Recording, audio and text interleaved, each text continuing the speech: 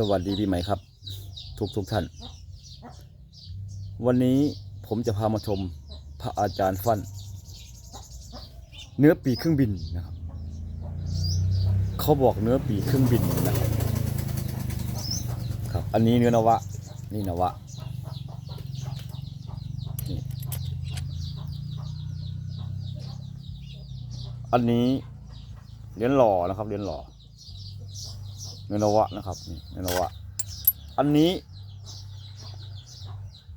เขาบอกเนื้อปีกเครื่องบินนะครับคำว่าปีกเครื่องบิน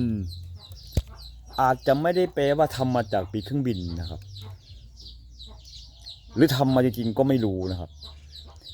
แต่เป็นภาษาที่ชาวบ้านในสมัยนั้นเขาเรียกกันว่าเนื้อนี้เป็นเนื้อปีกเครื่องบินครับเดี๋ยวจะให้ดู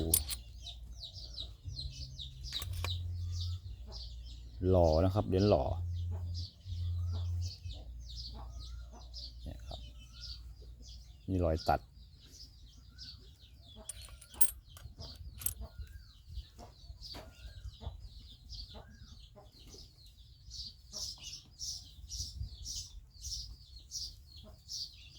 นี่นะครับ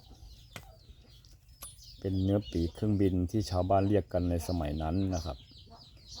มันจะมีส่วนผสมไหมไม่รู้นะครับรอยตัดเหรียญหล่อครับเหรียญหล่อโอเคครับผม